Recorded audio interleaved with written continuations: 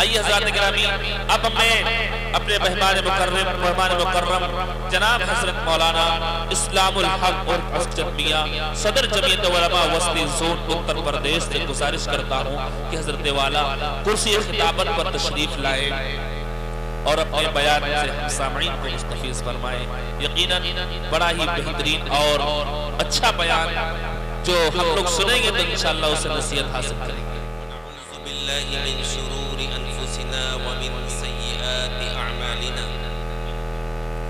मन यहदिहिल्लाहु फला मुज़िल्ल लहु व मन युज़लिल फला हादिय लहु व नशहदु अन ला इलाहा इल्लल्लाह वहदहु ला शरीका लहु व नशहदु अन्न सय्यिदना व मौलाना मुहम्मदन अब्दुहु व रसूलुहु। क़ाल तबारक व तआला अऊज़ु बिल्लाहि मिनश शैतानिर रजीम बिस्मिल्लाहिर रहमानिर रहीम। लक़द कान लकुम फ़ी रसूलिल्लाहि उस्वतुन हसनह व क़ाल रसूलुल्लाहि सल्लल्लाहु अलैहि वसल्लम ला युमिनु अहदुकुम हत्ता अकूना अहब्ब इलैहि मिन वालिदैहि व वलदिहि वन्नासि अजमईन। व क़ाल अलैहि अस्सलातु वस्सलाम दुनिया कुल्लहा मताउन व खैरु मताइल अल-मरअतु अस्सालिहा औ कमा क़ाल अलैहि अस्सलातु वस्सलाम। आज आपके मौज़ा सिन्नौरी में सीरतुन नबी व इस्लाह मुआशरा के मौज़े पर मुनाक़िद होने वाले इस जलसे में स्टेज पर तशरीफ फरमा इंतहाई काबिल एहतराम हज़रात उलमाए किराम व हुफ़्फ़ाज़ इज़ाम व शुअरा, हमारे दीनी और ईमानी भाइयों, पसे पर्दा हमारी मस्तूरात, एक गुजारिश बात शुरू करने से पहले करना चाहता हूँ कि वो हज़रात जो बाहर इधर उधर खड़े हैं वो जलसा गाह में तशरीफ ले आए तो ज़्यादा अच्छा है। अगरचे माइक के ज़रिए आवाज़ तो बहुत दूर तक जा रही है, बहुत से लोग अपने घर पर भी बैठकर सुन रहे होंगे, लेकिन कम से कम जो हज़रात इस ग्राउंड में तशरीफ ले आए हैं वो अगर बैठने की जहमत गवारा फरमा लें तो शायद ज़्यादा बेहतर होगा। आज के कलीदी और अहम तरीन मुकर्रिर हज़रत मौलाना इनाम साहब पेश इमाम जामे मस्जिद कासगंज, उन्हीं का होना है, और हज़रत मौलाना मुफ्ती एहसानुल्लाह साहब सदर मुदर्रिस मदरसा हुसैनिया, उनका भी बयान इंशाअल्लाह बहुत ही पुरअसर पुरमग़ज़ होगा। मैं भी हाज़िरी हुई तो मैंने कुरान करीम की एक आयत करीमा और हुज़ूर अक़दस सल्लल्लाहु अलैहि वसल्लम का एक इरशाद पढ़ा है। दुआ फरमाएं कि रब्बे ज़ुल जलाल मुझ हक़ीर नाचीज़ को हक़ बात कहने की और हम सब को उस पर अमल करने की तौफ़ीक़ नसीब फरमाए। अल्लाह ने हमें और आपको दुनिया में भेजा और भेजने का मकसद भी अल्लाह ने बयान फरमा दी। हमारी माएँ बहनें भी ये बात समझे और हमारे दोस्त और बुजुर्ग भी यह बात समझे कि हमें दुनिया में किस मकसद के लिए भेजा गया है। क्या हमें तिजारत के लिए, काश्तकारी के लिए, मुलाजिमत के लिए, लोगों से मुलाकात के लिए भेजा गया है? नहीं, हमारी दुनिया में आने का मकसद अल्लाह ने कुरान में इरशाद फरमाया, वमा खलक़तुल जिन्न वल इंसा इल्ला लियअबुदून। हमने तमाम जिन्नातों और इंसानों को सिर्फ और सिर्फ इसलिए पैदा किया है कि मेरी बंदगी करें। अल्लाह हमारा माबूद बरहक है, हम सब उसके बंदे हैं। बंदगी नाम किस चीज का है, इबादत कहते किसको है, हमें और आपको यही इस वक्त समझना है। जब इस लफ्ज का इस्तेमाल होता है, लफ्ज इबादत का, तो हमारे और आपके जहनों में 4 इबादतें आती हैं: नमाज, रोजा, ज़कात, हज। इन 4 इबादतों के करने वालों को ही हम इबादत गुजार भी समझते हैं। अगर कोई इन 4 इबादतों से अपने को दूर रखे तो हमारा मुआशरा और हमारा समाज उनको इबादत गुजार नहीं समझता। इसमें दो राय नहीं है कि ईमान के बाद, ईमान की इस दौलत के मिलने के बाद ये 4 इबादतें हम सब पर फर्ज और इनको तो हमें करना ही है। एक मुसलमान होने के बाद हम नमाज न पढ़ें, हम रमजान के रोजे न रखें,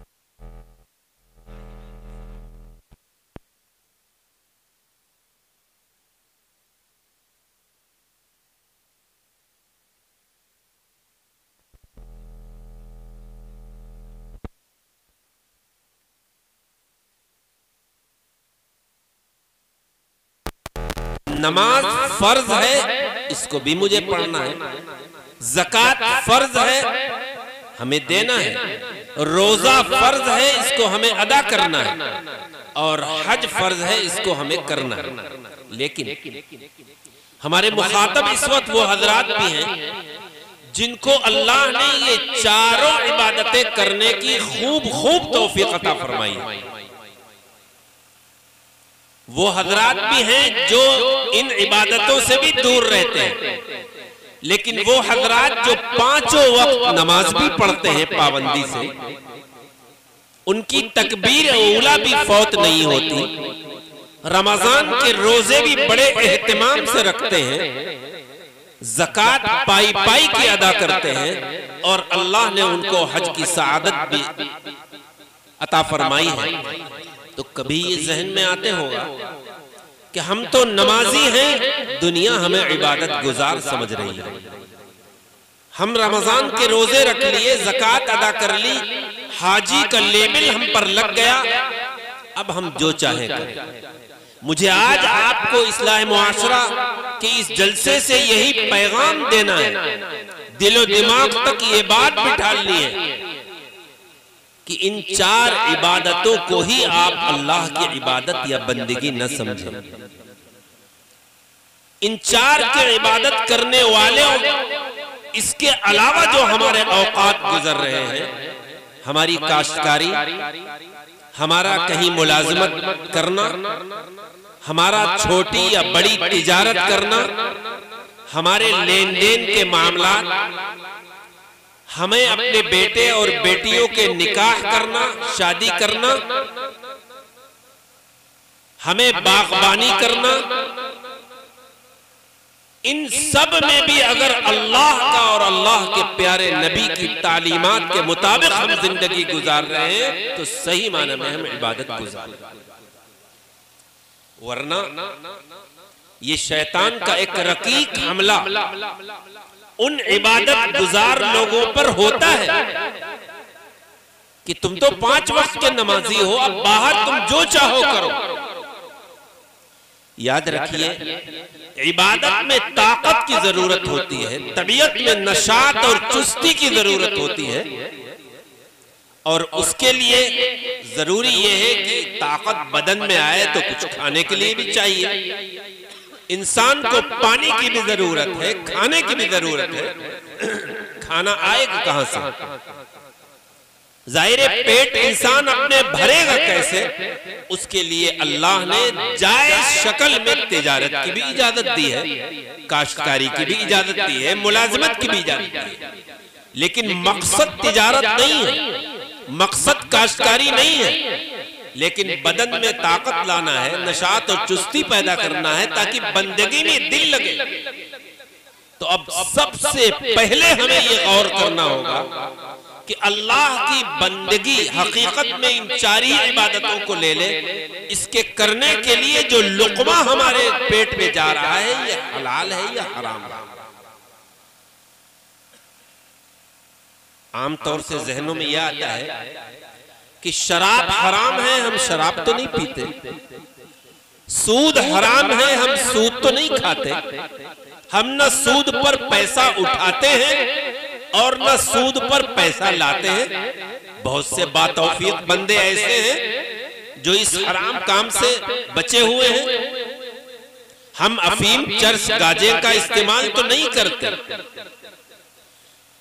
तो जो चीजें मशहूर हैं हराम होने में हम वो नहीं इस्तेमाल करते।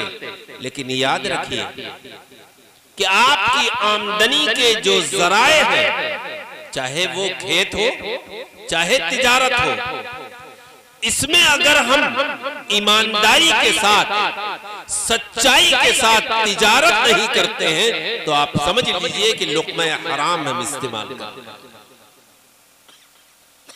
अगर हम किसी का कर्जा लेकर वापस नहीं कर रहे हैं और इसी हाल में दुनिया से चले गए, मौत आ गई, तो जन्नत में दाखिला नहीं होगा, चाहे रात दिन आप इबादत करते रहे।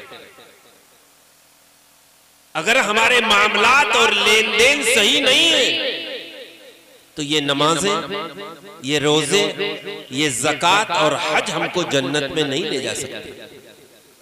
तो इसलिए बराए करम हम उन अपनी माँ बहनों से भी और इन चार इबादतों के पाबंदी करने वालों से भी ये कहना चाहता हूं कि खुदा के लिए गौर करिए कि कोई लुक़मा हराम तो नहीं पहुंच रहा हमारी पेट में। हम मामलात और लेन देन में सही हैं। लोग हमारे ऊपर ये उंगली तो नहीं उठाते हैं कि ये जिसका ले लेता है उसका देता नहीं। लोग हमारे बारे में ये तसव्वुर तो नहीं करते हैं कि ये दूसरों की जमीनों को अपनी जमीन में शामिल कर लेता है, खेत में, बागात में या घर में। जब हमारा नाम आए, एक बुनियादी नुक्ता बताता चलूं, हमारा नाम आए तो हमारे नाम के साथ लोगों की जबानों पर हमारी तारीफ होती है या हमारी तनकीस होती है, हमारी बुराई होती है। अगर लोगों की जबान पर नाम आते ही ये है कि वो शख्स तो बड़ा अच्छा है, नमाजी भी है, परहेजगार भी है, लेकिन मामलात और लेन देन का बड़ा साफ है। कर्ज जिसका लेता है वक्त पर कर्ज भी अदा कर देता है। तो याद समझ लीजिए कि आप इस दौर के वली हैं। विलायत के लिए नवाफिल की, तस्बीहात की, कुरान की ज्यादा तिलावत की जरूरत नहीं है। एक मौके पर हुजूर अक़दस सल्लल्लाहु अलैहि वसल्लम ने एक इबादत गुजार की तारीफ करते हुए ये बात फरमाई थी। आपने फरमाया, इत्तक़िल महारिम तकुन अअबदन नास।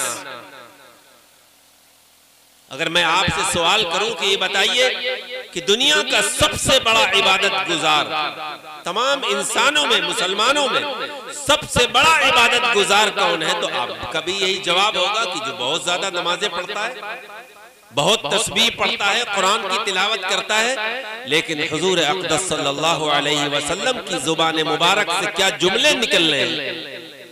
आपका मुबारक इरशाद क्या है, जिन चीजों को अल्लाह ने हराम किया है उससे अपने आप को बचा लो, सबसे बड़े इबादत गुजार समझे जाओ।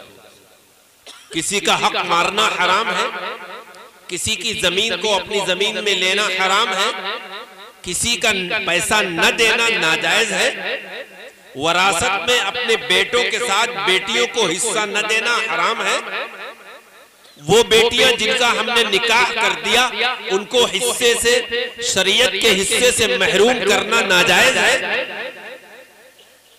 आज इतना बड़ा मजमा है, हम सब अपना मुहासबा लें और जायजा लें। इस्लाह मुआशरा का जलसा है कि बाप के दुनिया से चले जाने के बाद बड़ा भाई शरई एतबार से बाप की प्रॉपर्टी को, बाप के बैंक में जमा शुदा रकम को या घर में रखी हुई रकम को वरासत के एतबार से इन उलमा से पूछकर तकसीम कर रहा है या नहीं कर रहा है। अगर नहीं कर रहा है तो वो गुनहगार है, चाहे वो खुद कितना बड़ा इबादत गुजार हो। बेटों को भी देना है, नाबालिग बच्चा है उसको भी देना है। जिस बेटी की शादी हो गई चाहे कितने भी बड़े घर में हो वो भी हकदार है। क्या आज हमारे मुआशरे में इसका रिवाज है? अगर है तो आप काबिले मुबारकबाद हैं। आज तो अगर किसी के इंतकाल के बाद ये पूछ लिया जाए कि भाई वरासत तकसीम का क्या मसला है तो वो बिगड़ जाता है कि अभी वरासत की तकसीम, अभी तो कफन भी मैला नहीं हुआ, अभी गम का एक पहाड़ टूटा है, हमारे खानदान में गम का माहौल है और ये मौलाना साहब या ये हमारे फला अजीज वरासत तकसीम की नहीं की ये पूछ रहे हैं। शरई हुक्म उलमा से मालूम कर लीजिए कि दुनिया से बाप के जाने के बाद या मां के जाने के बाद देखा जाएगा कि उनके वरसा में कौन कौन है। उनके बाप है, उनकी मां है, उनका बेटा है, उनकी बेटी है। मसला उलमा के सामने ले जाइए कि कल मेरे वालिद का इंतकाल हुआ है, लेकिन हम सब भाइयों ने ये चाहा है कि हम अपनी वरासत को शरई एतबार से तकसीम करें। यकीनन वालिद का साया सर से उठ जाना बहुत बड़ा गम है। मां का साया आतिफत न रहना बहुत बड़ा गम है। लेकिन इस गम के साथ शरीयत का हुक्म क्या है? शरीयत का हुक्म यही है कि ऐसे मौके पर सबसे पहले ये देखा जाए कि बाप पर कर्जा कितना था, पहले उस कर्ज को अदा किया जाए। फिर ये देखा जाए कि उन्होंने अपने माल में से 1/3 यानी तिहाई हिस्से में कोई इनकी वसीयत तो नहीं है, क्योंकि वसीयत वारिस के लिए नहीं है, ला वसीयत अली वारिस। तो ये देखा जाएगा कि तिहाई हिस्से में उन्होंने कोई वसीयत तो नहीं की थी। यहां पर एक मसला भी समझ लीजिए। अक्सर लोग ये धोखा रहता है कि बाप अपने बेटे या बेटी के लिए वसीयत कर जाते हैं। ऑलरेडी जो शख्स वसीयत उसको वरासत में मिल रहा हो, वो वारिस बन रहा हो, उसके लिए वसीयत भी जायज है। जिंदगी में हर बाप को और हर माँ को ये इख्तियार है कि अपने बेटों में से जिसको जो चाहे दे दे। किसी को कोई खेत दे दिया, किसी को कोई प्लॉट दे दिया, किसी को कोई जगह मकान बनाने के लिए दे दी, किसी के बच्चे ज्यादा हैं उसको कुछ बड़ी जगह दे दी, किसी के कम है उसको कम जगह दी। पूरा इख्तियार है। तमलीक मालिक बनाने का इख्तियार जिंदगी में है, वरासत नहीं जारी हो सकती। हाँ, 1/3 में वरासत भाई के लिए, भतीजे के लिए, भांजे के लिए, किसी मदरसे के लिए, किसी मस्जिद के लिए, किसी गरीब के लिए की जा सकती है। तो सबसे पहले कर्जा देखा जाए, जिसमें अगर शौहर का इंतकाल हुआ है तो उसकी बीवी का महर उसने अदा किया है या न कहीं किया है वो भी देखा जाए। आमतौर से बाद इलाकों में मैंने सुना है, बाद इलाकों में रिवाज ये है कि शौहर का इंतकाल हो जाता है तो बीवी को चारपाई के पास लाया जाता है और उससे कहा जाता है महर माफ कर दो। मेरे सुनने में आया है। और वो बेचारी, उसके ऊपर एक गम का पहाड़ टूटा है और वो ये सोचती है कि भाई अगर नहीं माफ करेंगे तो लोग क्या समझेंगे। वो न चाहने के बावजूद कह देती है कि ठीक है मेरा जो महर है वो माफ। तो आप सुनते जाइए, शरई एतबार से ये तरीका ही गलत है। बीवी से महर माफ कराना शादी के बाद पहली या दूसरी रात में ये भी गलत, और इंतकाल के बाद चारपाई के पास ले जाकर महर माफ कराना ये भी गलत। ये अमल करना ही नहीं चाहिए। सराहतन न इशारतन बीवी से ये कहलवाना ही नहीं चाहिए, बल्कि पहली फुर्सत में बीवी का महर बेटा है तो गोया अगर उसकी माँ का महर नहीं अदा हुआ है तो वो भी एक कर्जा है, उसको भी पहले अदा करना। उसके बाद और कर्जे देखना है। अब सारे कर्जे अदा होने के बाद जब बचेगा माल, अगर नहीं बचा तो वरसा हकदार नहीं है। अगर बचेगा तो लिज़्ज़करि मिस्लु हज़्ज़िल उन्सयैन, बेटे को दुगना और बेटी को उसका आधा। 2 लाख रुपए हैं, 1 लाख रुपए हैं। हम एक मिसाल दे रहे हैं, 2 भाई हैं, 2 बहनें हैं। जाहिर है 1 लाख को आप 6 जगह तकसीम करेंगे, 2-2 हिस्से भाई के और 1-1 बहन के। वरासत के मसले पूरे नहीं बयान करना मकसूद है। जितना बेटे को मिलेगा उसका आधा बेटी को मिलेगा, चाहे वो बेटी शादीशुदा हो या गैर शादीशुदा हो, चाहे वो छोटी बच्ची हो और चाहे उस बेटी की शादी हुई हो और उसके खुद के कितने बच्चे हो, लेकिन वरासत में हकदार वो भी है।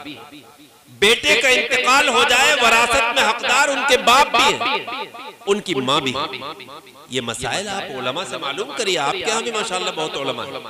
बाहर कैफ में कह ये रहा था कि इबादत का ताल्लुक सिर्फ इन 4 इबादतों से नहीं है, बल्कि इबादत नाम है अल्लाह के हुक्म को मानना, अल्लाह की बंदगी करना, मामलात में भी और तिजारत में भी और काश्तकारी में।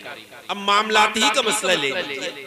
आज अगर हम अपने समाज और मुआशरे का जायजा लें तो अल्लाह माफ फरमाए, बहुत मुमकिन है आपके इलाके में ऐसा ना हो, लेकिन मेरा बहुत जगह जाना हुआ कि लोग इबादत गुजार बहुत हैं, हज और उम्रे भी खूब कर रखे हैं, लेकिन जिसका ले लिया उसका देने का नाम नहीं लिया।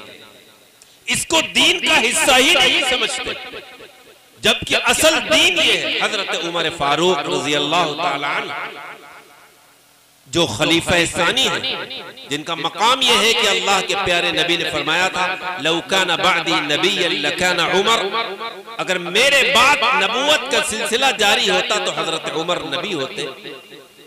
एक शख्स उनके पास आया और कहा, है अमीरुल मोमिनीन, ये शख्स बहुत अच्छा है, बड़ा इबादत गुजार है, खूब तारीफें की। हजरत उमर बिन खत्ताब रजी अल्लाह ताला अन्हु ने पूछा, गौर से सुनिए इस बात को, हजरत उमर बिन खत्ताब कोई मामूली आदमी नहीं थे। पूछा, इसके साथ तुम्हारा कभी सफर हुआ? कहा नहीं। कहा, इससे तुमने कभी लेन देन किया, कभी कुछ पैसा तुमने देकर देखा हो? कहा नहीं। तो कहा फिर क्यों तारीफ कर रहे हो? मकसद क्या है कि तुम्हारा जब सफर नहीं हुआ, इंसान या तो सफर में पहचाना जाता है या किसी को परखना है तो उसको कुछ कर्जा देकर पहचाना जाता है। और आज हमारा और आपका हाल ये है, हम सब तो नहीं, कुछ लोगों को छोड़कर, कि मामलात और लेन देन के बहुत फर्क है। याद रखिए, हमको नमाजें और रोजे और ज़कात और हज जन्नत में नहीं ले जाए। मैदान हश्र में एक हदीस याद आई मुझे, मैदान हश्र कायम होगा, अल्लाह का दरबार होगा, नफ्सी नफ्सी का आलम होगा, सूरज सवाओ नेज़े पर होगा, कोई किसी का पुरसान हाल ना होगा। हर शख्स एक दूसरे से भागेगा कि कहीं मेरी एक नेकी ये न ले। एक एक नेकी के लिए इंसान तरसेगा। बाप बेटे से, बेटा बाप से, भाई भाई से, शौहर बीवी से, बीवी शौहर से। ऐसे मौके पर एक ऐसा शख्स भी होगा कि जिसके पास बहुत इबादतें होंगी, बहुत नमाजें होंगी, कुरान की तिलावत होगी, रोकर गिड़गिड़ा कर दुआएं होंगी, बड़ी तस्बीहात होंगी, सब कुछ होगा। गौर से इस हदीस को सुनिए और अपना जायजा लीजिए। वो शख्स भी अल्लाह के दरबार में मौजूद होगा और बड़ा सख्त दिन है। अरे वो तो ऐसा सख्त दिन है कि हजरत आयशा रज़ी अल्लाह ताला अन्हा ने एक मर्तबा हुजूर सल्लल्लाहु अलैहि वसल्लम से सवाल किया कि ऐ अल्लाह के रसूल, जरा ये तो बताइए, क्या मैदान हश्र में आप अपने घर वालों को याद रखेंगे? हुजूर सल्लल्लाहु अलैहि वसल्लम ये जवाब दे सकते थे, आयशा तुम कैसी बात करती हो, हम भला तुमको भूल जाएंगे? कोई किसी बड़े ओहदे पर हो तो अहले खाना को, घर वालों को नहीं बोला करता। लेकिन हुजूर अक़दस सल्लल्लाहु अलैहि वसल्लम फरमाते हैं कि ऐ आयशा, वो दिन तो ऐसा होगा कि जिस दिन कोई किसी को नहीं आए। 3 जगह ऐसी होंगी, 3 मकामात ऐसे होंगे जहां सबको अपनी अपनी पड़ी होगी, जिसमें से पहली जगह वो होगी जहां पर तराजू रखा होगा और हमारे और आपके आमाल को तौला जा रहा है। मखसूस तराजू होगा। व नज़अल मवादीन अल क़िस्त लियौमिल क़ियामा, कुरान में आता है कि हम एक इंसाफ के तराजू को कायम करेंगे, एक तरफ नेकियां, एक तरफ बुराइयां। और जिस वक्त नामे अमाल के देने का मसला होगा कि दाहिने हाथ में मिलेगा या बाएं हाथ में, और जिस वक्त पुलसरात से गुजरने का मसला होगा, ए आयशा, ये तो ऐसा सख्त होगा कि जिस दिन तो कोई किसी का नहीं होगा। सूरज इतने करीब होगा कि इंसान पसीने में, किसी का पसीना उसके गट्टों तक, किसी का घुटनों तक, किसी का कमर तक, किसी का सीने तक, और कोई पूरा पसीने में शराबोर होगा। आप अंदाजा लगाइए। ऐसे दिन में एक शख्स होगा, एक क्या बहुत हो सकते हैं, जिसके पास बहुत नेकियां होंगी और वो ये समझ रहा होगा कि आज तो हम तो जन्नत का परवाना हमको मिल जाएगा। अल्लाह तबारक व तआला उससे कहेगा कि तूने यकीनन हमारे बहुत हुकूक अदा किए, नमाजें तूने एक भी नहीं छोड़ी, छोड़ दी तो कज़ा हो गई, बाद में पढ़ ली। रोजा, नमाज, ज़कात, हज, कुरान, सारी इबादतें तेरी हैं, फरिश्तों ने लिखी हैं। लेकिन देख, ये शख्स आ गया, इसका तूने हक मारा था, इसके पैसे नहीं दिए थे, इसको पैसे दे दे। ये दूसरा आ गया, इसकी जमीन तूने हड़प की थी, इसकी जमीन दे दे। ये तीसरा आ गया, इसको तूने सताया था और उसके बाद इस पर जुल्म किया था और ये बेचारा तुमसे बदला नहीं ले सका।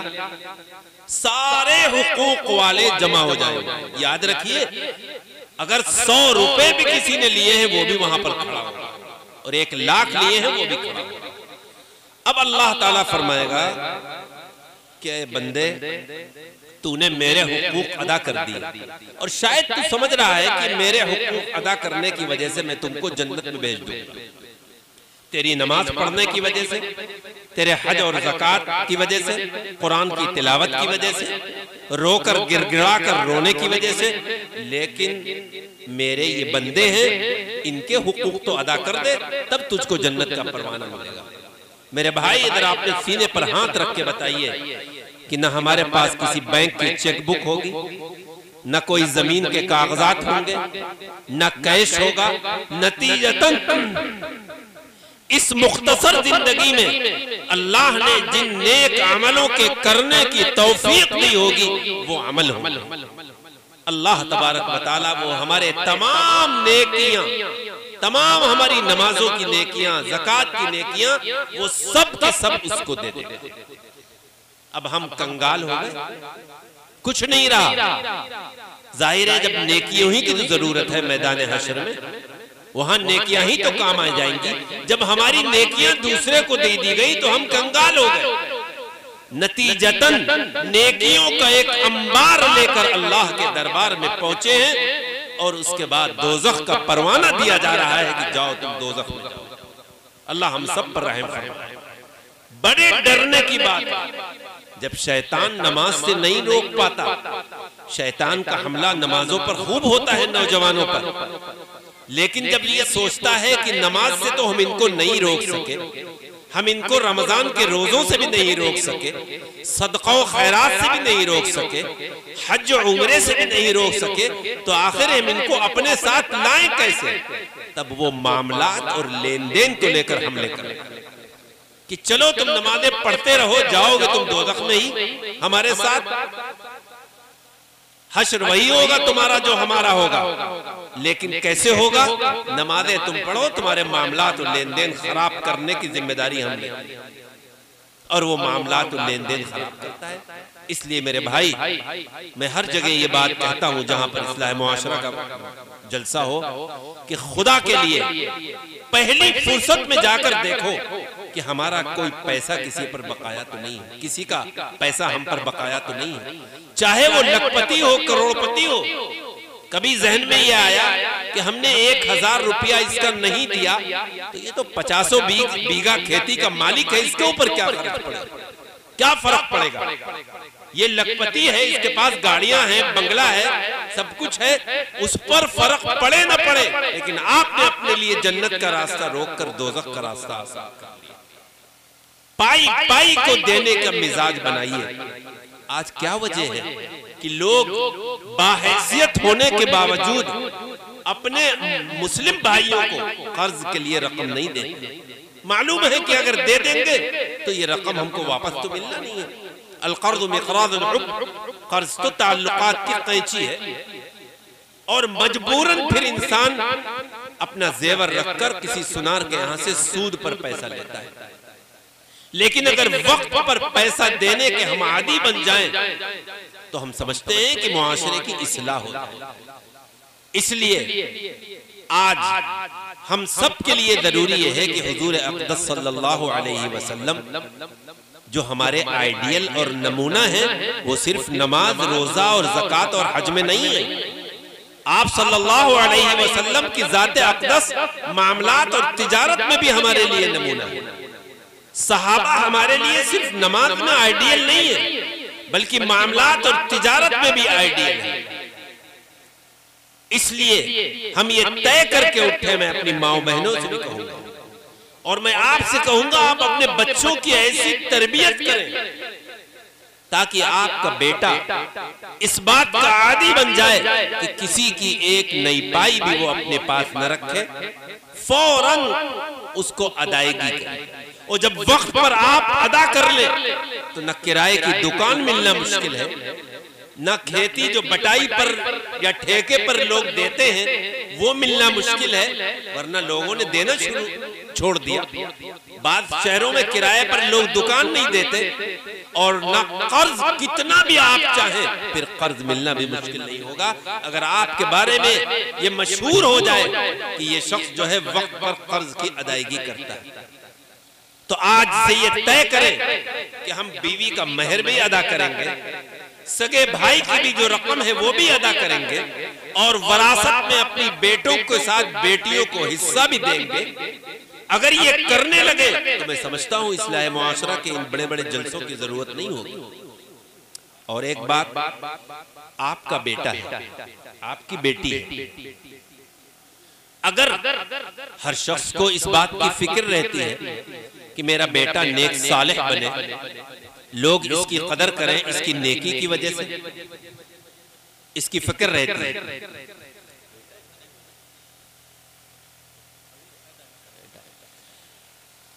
हमारी आपकी सबकी फिक्र रहती है कि मेरा बेटा नेक बने, अच्छा बने, और उसकी हम कोशिश भी करते हैं और करना चाहिए भी। यहीं पर रुककर एक और बात कहता चलूं, बेटा या बेटी अल्लाह की बहुत बड़ी नेमत है, औलाद अल्लाह की बहुत बड़ी नेमत है। हम औलाद की तालीम की फिक्र करते हैं, उसकी तरक्की की फिक्र करते हैं, गर्मी और सर्दी से बचाने के लिए कपड़ों की फिक्र करते हैं, और अगर बीमार हो जाए तो इलाज की भी फिक्र करते हैं, करना चाहिए। लेकिन सुन लो तमाम साहिब औलाद कि बच्चों की इन फिक्रों के साथ, ये तो फिक्र माश दुनिया है, बच्चों की आखिरत की फिक्र ये सबसे अहम तरीन चीज। ये बच्चा हमारा यकीनन बड़ी सलाहियतें हैं, अच्छा कमाता है, लाकर देता है, लेकिन ये बच्चा आखिरत का की फिक्र कर रहा है या नहीं कर रहा है? ये किसी ऐसे काम में तो मुब्तला नहीं है जिसकी वजह से इसकी नमाजें छूट रही हो। तो हर बाप की और हर माँ की ये जिम्मेदारी होती है कि हर वालिदैन अपने बच्चों के माश के साथ उनके माद की भी फिक्र करें। माद जहां लौट कर जाना है, यानी उस कब्र की फिक्र करें जहां अपने बच्चे को, इंसान को लिटालना है, नहला कर और कफना कर। याद रखिए, मुआशरे की इस्लाह सिर्फ इस्लाह मुआशरा जलसों से नहीं, तबलीगी जमात से या जमीयत उलमा से नहीं, मुआशरे की इस्लाह होगी अगर हर घर का बड़ा फर्द, हर घर के माँ बाप ये तय कर ले कि कोई भी खिलाफ शरा काम हमारे घर में नहीं होगा। न शादी ब्याह के मौके पर होगा, न गम के मौके पर होगा, और हमारा बच्चा, हम कोशिश ये करेंगे कि हमारा बच्चा गलत सोसाइटी से अपने आप को बचा ले। मैं अक्सर एक बात कहा करता हूं कि अगर बच्चा वक्त पर दुकान नहीं गया तो आप नाराज हैं, अगर बच्चा वक्त पर खेत नहीं गया, कटाई का वक्त है या बुआई का वक्त है, तो आप नाराज हैं कि अरे तुम दुकान नहीं गए, तुम खेत नहीं गए, बागों के जमाने में बाग की रखवाली के लिए नहीं गया तो नाजायज नाराज है। अगर बच्चे से कोई बड़ा नुकसान हो जाए तो आप नाराज हैं। लेकिन कितने भाई हमारे ऐसे हैं कि जब हमारे कानों में हय्या अलस सलाह, हय्या अलल फलाह, नमाज की तरफ आओ, कामयाबी की तरफ आओ, उसको सुनकर हम खुद या हमारे बच्चों को मस्जिद नहीं भेजते और बच्चा नहीं जाता तो हम नाराज होते। हमें गुस्सा आता हो कि मनादी आवाज दे रहा है कामयाबी की तरफ आओ, नमाज की तरफ आओ, और बच्चा नहीं जा रहा है तो हम नाराज हो रहे हैं। ऐसे वक्त जरूरत माओ की भी है कि वो माएं अपने बच्चों को मस्जिद भेजे, एक बाप की भी है तो वो इस पर काफी न समझे कि हम तो वुजू करके पहली सफ में चले जाएंगे, बच्चों को उठाने की भी जरूरत न समझे। सर्दियों का मौसम आ रहा है, जवान है, आंख जल्दी नहीं खुली, रात देर तक मोबाइल देखते रहे, लेकिन एक बाप और माँ की जिम्मेदारी है कि अपने हर घर पर हर बहू और बेटे को फजर की नमाज के लिए उठाए। चाहे वो लखपति बेटा हो, पढ़ा लिखा बेटा हो, आप तालीम याफ्ता नहीं है, बच्चा ग्रेजुएट है, बाप डरता है कि कहीं बच्चा नाराज ना हो जाए, मेरा ये बेटा नाराज ना हो जाए। याद रखिए, इनके बारे में कयामत में बात पुरस होगी। ये बच्चे औलाद अल्लाह की नेमत है, इन औलाद के बारे में पूछा जाएगा। कुल्लुकुम राइन व कुल्लुकुम मसऊलुन अन रइयती, तुम सब के सब निगरान हो, तुम्हारी निगरानी के मुताल्लिक अल्लाह के यहाँ बात पुरस होगी। इसलिए हर बाप यहाँ से ये फैसला लेकर उठे, हर माँ ये इरादा करके उठे कि हम पांचों वक्त अपने बच्चों को नमाज के लिए मस्जिद में भेजेंगे। भेजेंगे ना इंशाअल्लाह, कहेंगे, हिदायत अल्लाह के हाथ में है, उनके लिए दुआएं करेंगे। बच्चे नेक बन जाएं, नमाजी बन जाएं, गुनाहों से बचे, दुआएं भी करेंगे और कोशिश भी करेंगे। वरना आपने अपने गांव में भी देखा होगा, कितने बड़े बूढ़े सख्त सर्दी में भी फजर की नमाज में पहुंच रहे हैं, ईशा की नमाज में पहुंच रहे हैं, लेकिन उनकी नौजवान औलाद को ये तौफीक नहीं होती कि वो भी मस्जिद में पहुंचे। क्या नमाज सिर्फ रमजान के लिए थोड़ी फर्ज हुई थी कि रमजान में आपने मस्जिद भर दी और साल भर जो चाहे करे? नहीं। इसलिए मेरे भाई, नमाजों के भी पढ़ने की जरूरत है, रोजों के भी रखने की जरूरत है। और जिस तरह एक खेत में बीज डालने के बाद से लेकर फसल उगने तक आप खेत की एक एक चीज की ख्याल करते हैं, कब हमको दाना डालना है, कब खाद डालना है, कब पानी लगाना है, कब क्या करना है, भाई हमसे ज्यादा आप जानते हैं खेती-बाड़ी के बारे में। उससे कहीं ज्यादा फिक्र अपने बच्चों की आखिरत की करिए कि ये मेरा बच्चा बड़ा हो रहा है, ये पौधा जो आया था दुनिया में छोटा सा था, ये अब बड़ा हो रहा है, तो इसकी फिक्र आपको उसकी आखिरत की, उसकी नमाजों की, उसकी आमदनी की, हराम है हलाल है, उसकी सोसाइटी की करनी चाहिए। अगर नहीं करेंगे तो याद रखिए मुआशरे की इस्लाह नहीं हो सकती। और एक बात जो मैं कहना चाह रहा था, अगर आपके बेटे की या आपकी बेटी की, बहुत बुनियादी बात, आपके गांव का कोई शख्स आपके बेटे की कोई शिकायत कर रहा है कि हमने आपके बेटे को फला गलत काम करते देखा, फला गलत जगह खड़ा होते देखा, जुआ खेलते देखा, शराब के नशे में देखा, गलत लड़कों के साथ देखा, गलत जगह पर देखा, तो बजाय इसके कि आप उस पर गर्म हो, ये नहीं होना चाहिए जो होता है, आप कहें कि आप हमारे मोहसिन हैं, करम फरमा हैं, अल्लाह आपको जज़ाए खैर अता फरमाए कि आपने मेरे बेटे की एक गलती से हमको मुतनब्बे किया, हमको बतलाया, आप हमारे बहुत बड़े मोहसिन हैं, हम इंशाअल्लाह अपने बेटे को समझाएंगे। आज मुआशरे की इस्लाह क्यों नहीं हो पाती? वजह यह है कि आप देख रहे हैं कि हमारे गांव का ये बच्चा फला घर का है, अगर हम इसकी इस गलत हरकत को इसके बाप से जाके कहें, इसकी माँ से जाके कहें, इसके बड़े भाई से जाकर कहें, इसके घर के किसी फर्द के जाकर से कहें तो उल्टा हम पर मुसीबत आएगी कि नहीं मेरा बेटा गलत हो ही नहीं सकता, मेरी बेटी गलत हो ही नहीं सकती। इसकी वजह से आज लोग डर रहे हैं। डरते हैं, डरना नहीं चाहिए, बल्कि आपका काम कहना है और आपका काम सुनना। हर इंसान से गलती होती है। अल इंसान मुरक्कबुन बिल खतई वन निस्यान, या आपने फरमाया कुल्लुकुम खत्ताऊन व खैरुल खत्ताईन अत-तव्वाबून। हुजूर ने फरमाया तुम सब के सब गलती पर हो, लेकिन सबसे अच्छा गलती करने वाला वो है जो गलती करने के बाद तौबा करे। इसलिए मुआशरे की इस्लाह के लिए इन जलसों की भी जरूरत है, उलमा के बुलाने की भी जरूरत है, लेकिन उससे ज्यादा करामत ये होगा कि आप अपने बच्चे की बचपन से ही आपने बच्चों के हाथ में मोबाइल थमा दिया और बच्चे उस मोबाइल पर क्या देख रहे हैं आपको सब मालूम है। उस मोबाइल को देखकर उनके अखलाक कैसे खराब हो रहे हैं, उस मोबाइल के यूट्यूब को ऑन करके वो क्या क्या नहीं कर रहे हैं आप सब जानते हैं। और मैं बच्चों से भी एक बात कहना चाहूंगा कि खुदा के लिए तुम लोग ये समझते हो कि इस वक्त हम मोबाइल की स्क्रीन पर अपनी आंखों को गड़ाए हुए हैं, एयरफोन को अपने कानों पर लगाए हुए हैं, और उसके बाद हम जो कुछ देख रहे हैं न वो मेरा बाप हमको देख रहा है, न मेरी माँ देख रही है, न मेरे गांव का कोई शख्स देख रहा है। तो ये नौजवानों कोई नहीं देख रहा है, लेकिन अल्लाह तो देख। अल्लाह के यहाँ क्या जवाब दोगे?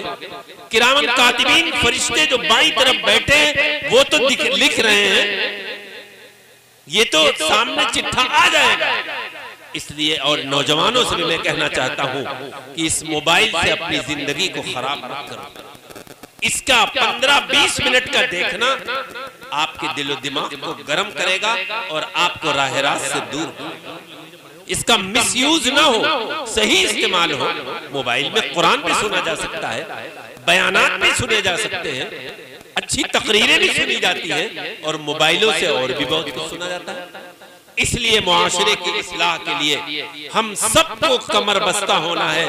ये नहीं कि उलमा के घराने के बच्चे तो दीनदार हो, दावत और तबलीग में लगने वाले के घर के बच्चे तो दीनदार हो, और आम लोग जो चाहे करें नहीं। और आखिर में बस बात मैं अपनी खत्म कर रहा हूँ, एक दिल का दर्द था जो मुझे आपके सामने रखना था बच्चों के ताल्लुक से कि औलाद अल्लाह की नेमत है।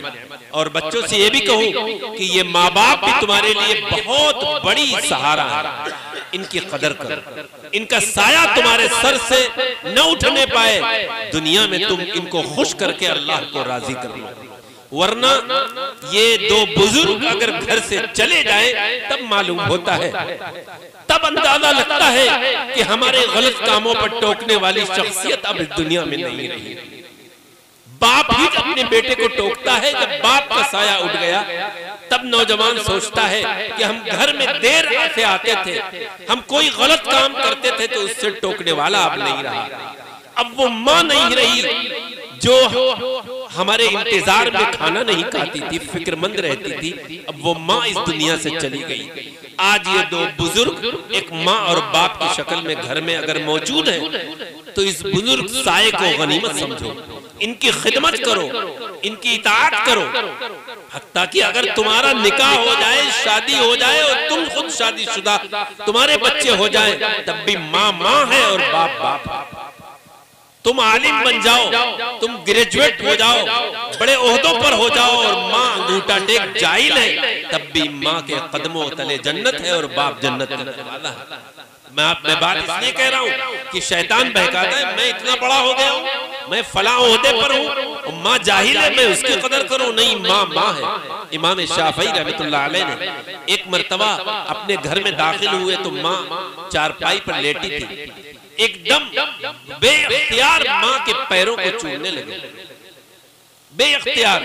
जाहिर है माँ से अकीदत मोहब्बत में फौरन माँ ने कहा, अरे शाफई ये क्या कर रहे? इमाम शाफई कोई मामूली आदमी नहीं थे, बहुत बड़े इमाम थे, सैकड़ों हजारों उनके शागिर्द थे, बहुत मुत्तकी और परहेजगार थे। माँ के पैरों तले, और माँ कोई आलिमा तो नहीं थी, कोई बहुत पढ़ी लिखी नहीं थी, चूमने लगे तो कहा, है माँ मैं कुछ नहीं चूम रहा हूं, मैं अपनी जन्नत को चूम रहा हूं। तो आज आप में से जिसके माँ बाप का साया उनके सरों पर है, इस साये को गनीमत करके इनकी कदर करो। इनके कोई गलत बुढ़ापे की वजह से अगर वो तुमको कुछ कह भी दे तो ये समझ लो ये माँ है और ये बाप है। जवाब मत दो। कुरान तो यहां तक कहता है कि उनको ओफो भी मत कहो, झड़क कर उनसे बात करो।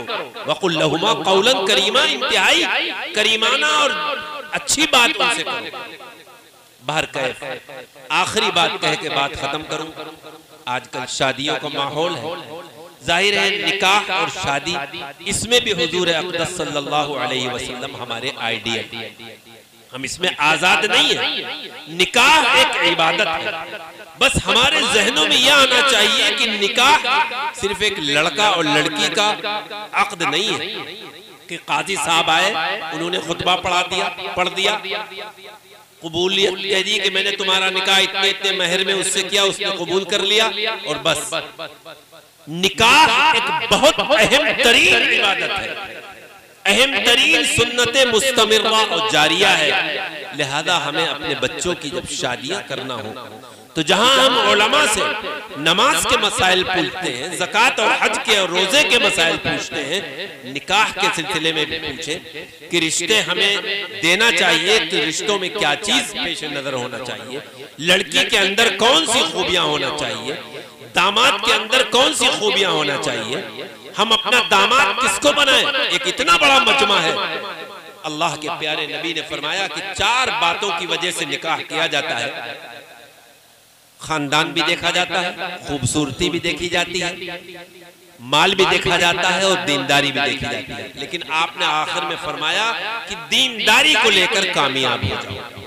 इसमें तफसीली बात नहीं करना है, मेरा वक्त खत्म हुआ चाहता है।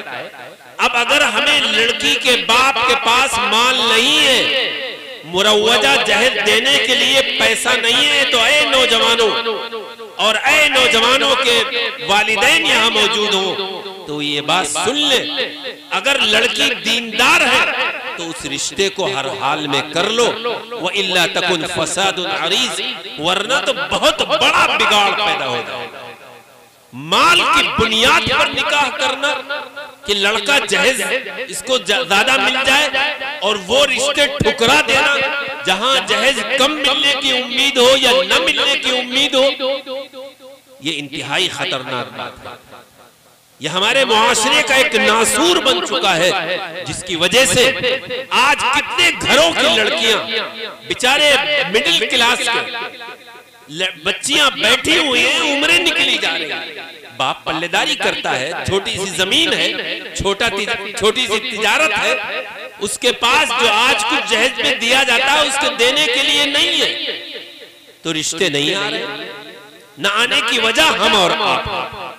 इसलिए मेरे भाई बस इतना ही कहना है कि अपने नौजवानों से कि बगैर जहेज के निकाह की आदत बनाओ, कि हमें बगैर जहेज की शादी करना है।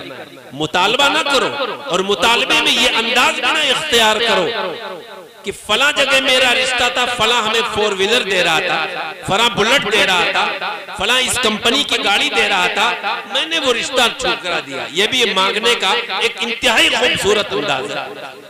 तो ये अंदाज भी इख्तियार ना करो।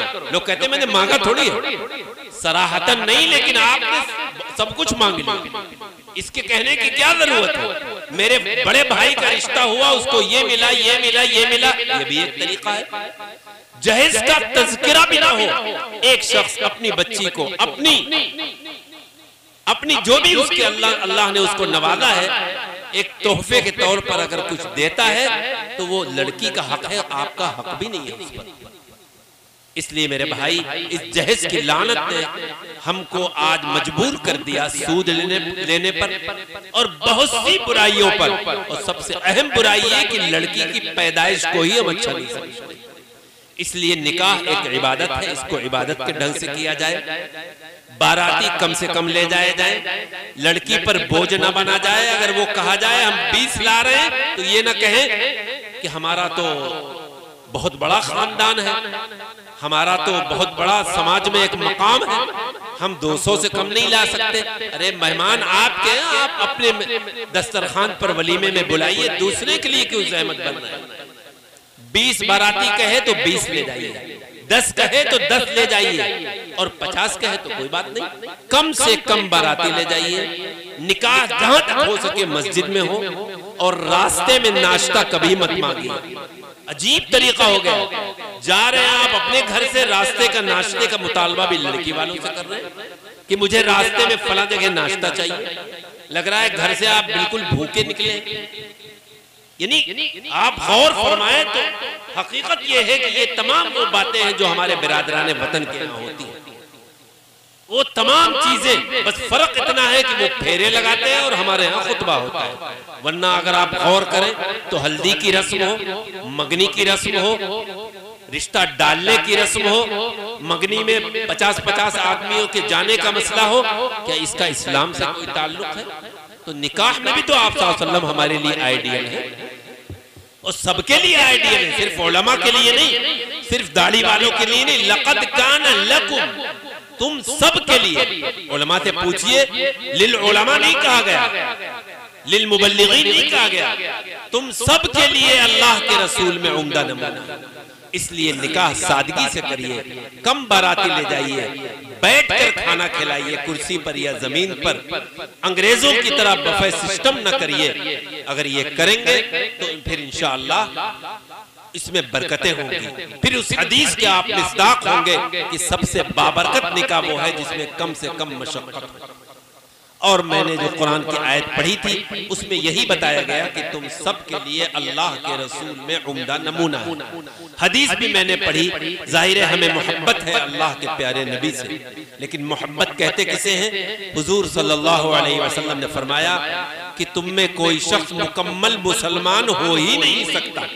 याद रखिए, मुकम्मल मुसलमान हो ही नहीं सकता जब तक कि मैं, यानी हुजूर सल्लल्लाहु अलैहि वसल्लम अपने बारे में फरमा रहे, मैं उसके वालिदैन, उसके बेटे और दुनिया के तमाम लोगों के मुकाबले में महबूब न बन जाऊं। यानी एक तरफ प्यारे नबी का हुक्म है और एक तरफ बेटे की ख्वाहिश है, एक तरफ प्यारे नबी का हुक्म है, एक तरफ किसी चीफ गेस्ट का ख्याल है, एक तरफ प्यारे नबी का हुक्म है, एक तरफ हमें मेहमानों की इज्जत है। तो हमें ना अपने रिश्तेदार को देखना है, न बेटे को देखना है, बल्कि अल्लाह के हुक्म को देखना है और प्यारे नबी की तालीमात को देखना है। अल्लाह तबारक व तआला इन टूटे फूटे मारूजात पर जो अल्लाह ने इस हकीर नाचीज से कहलवाई है, इस पर कहने वाले को भी और सुनने वालों को अमल की तौफीक नसीब फरमाए। व आखिरु दावाना अनिल हम्दुलिल्लाहि रब्बिल आलमीन। ये सब